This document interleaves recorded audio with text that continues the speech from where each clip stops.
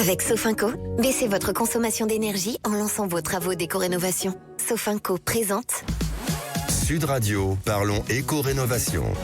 Avec vous, Grégoire. Allez, bonjour Laurent Permas. Bonjour Grégoire. Merci d'être avec nous, Laurent. Alors cette semaine, on s'intéresse à une figure incontournable de la rénovation énergétique, l'artisan RGE, pour reconnu garant de l'environnement. J'en profite pour passer un petit coucou à notre ami Jean-Marie Bordry. Il adorait cet acronyme. 3 lettres, Laurent, qu'on entend souvent. Mais que signifie-t-elle vraiment pour vous, particuliers qui nous écoutez? Pourquoi ce label est-il si important en 2025? Et surtout, qu'est-ce que ça change dans vos projets? On en parle donc avec vous, Laurent. Qu'est-ce que signifie RGE? Pour un samedi matin, c'est bien, hein, proche de l'appétit. Donc, c'est plein de questions. Grégoire, en fait, le label RGE, ça signifie reconnu garant de l'environnement. C'est un label officiel, délivré aux artisans. Donc, c'est le gouvernement qui le pose, qui sont formés et certifiés pour réaliser des travaux de rénovation énergétique. Alors, c'est quoi ces travaux? C'est l'isolation, le chauffage, l'énergie renouvelable. C'est simple, si vous voulez bénéficier d'aides publiques comme MaPrimeRénov', MaPrimeAdapt' aussi, et les certificats d'économie d'énergie, les C2E qui sont là privés, eh bien vous devez passer par un artisan RGE, sinon vous n'aurez pas ces primes.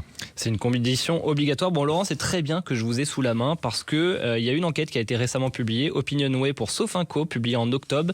Et ces artisans RGE sont de plus en plus sollicités, c'est ça? Oui, en fait, ces chiffres sont très intéressants parce que l'artisan qui est tiers de confiance, en fait, 90% des artisans qui ont été interrogés ont l'intention de renouveler leur label RGE. Alors attention, il y en a 53 000 sur 500 000. Oui. Donc, vous voyez, il y a encore un gros travail de sensibilisation pour justement accompagner les Français et pouvoir compléter avec des aides.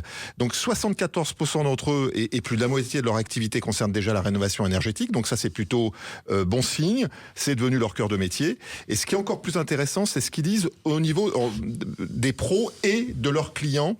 C'est notamment 71% des artisans estiment que les démarches pour obtenir les aides constituent un frein et 73% constatent que le manque de moyens pousse leurs clients à refuser ces devis. C'est trop compliqué et on le rappelle, les artisans montent les dossiers en fait, MaPrimeRénov' et les C2E.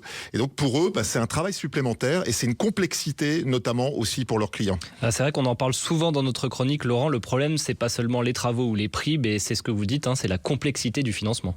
Absolument, c'est-à-dire qu'il y a un vrai sujet et un vrai besoin d'accompagnement. Beaucoup d'artisans aimeraient pouvoir proposer à leurs clients une solution clé en main, espèce de point d'entrée unique, avec un montage de dossiers simplifié, une avance immédiate des aides, parce que c'est la trésorerie aussi que supporte l'artisan, et puis un crédit ou un paiement échelonné pour le reste, pour ce qu'on appelle le financer le reste à charge. Ouais. Et ça permet à l'artisan d'être garant de l'ensemble des dispositifs et pouvoir mener à bien en fait ce chantier. Pour nos auditeurs, qu'est-ce qu'on doit retenir de cette étude ? En fait, 4 choses. La première, en tout cas, c'est de choisir un artisan RGE. C'est indispensable pour accéder aux aides. On le rappelle jamais assez. Cette liste est notamment disponible sur maprimerenov.gouv ou France Rénov'. Ne pas hésiter à lui demander s'il peut vous accompagner dans les démarches ou vous orienter vers un tiers de confiance, notamment un Mon Accompagnateur Rénov' ou France Rénov'. Anticiper le financement global et pas seulement le montant des aides. Attention. Et là aussi, l'artisan peut vous conseiller.